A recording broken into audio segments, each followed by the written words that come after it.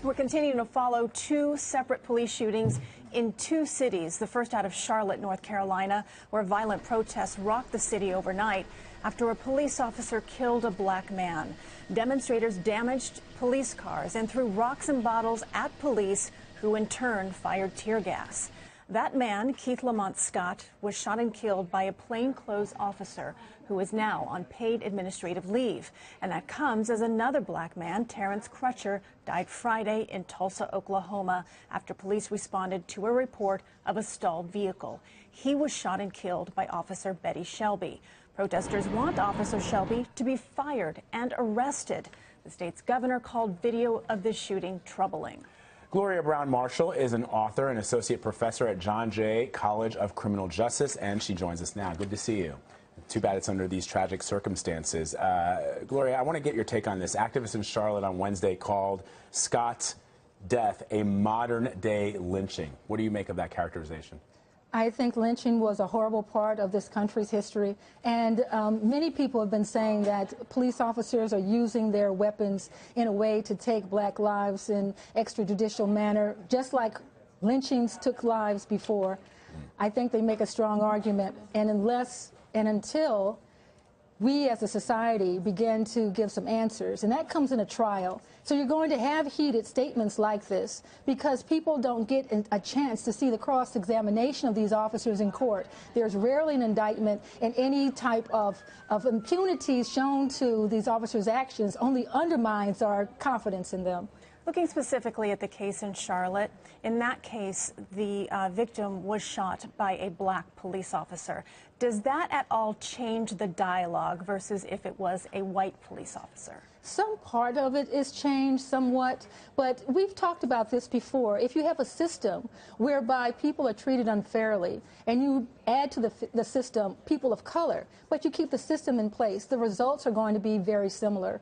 And I think that's what happens when you have black officers in a system where people of color are treated unfairly. I would say there's also the question of whether or not this officer had the experience, what he saw, and once again, that's how the trial comes into effect.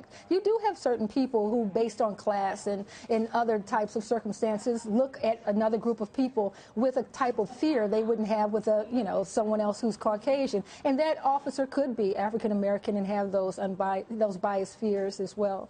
And in Tulsa, Gloria, according to KOTV, that's the CBS affiliate there in Tulsa, a police sergeant found a vial of potentially, they're saying it was PCP.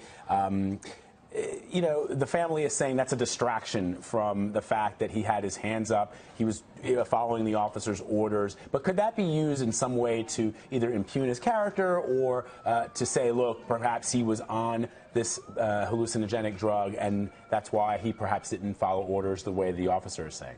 Well, police officers are trained to deal with people who are high.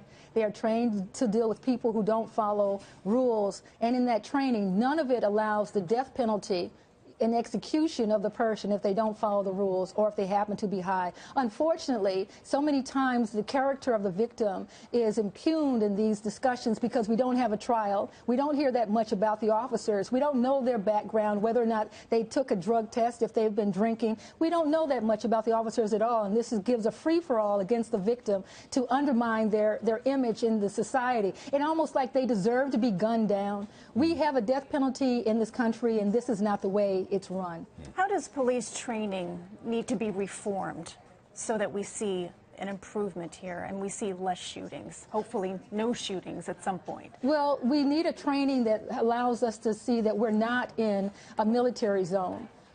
We're using military tactics in a civilian situation, and it's almost a them versus us. And as long as you see people, and especially people of color, as the enemy, and you think, shoot before you think, what is this person doing? Are they drunk? Are they not understanding what I'm saying?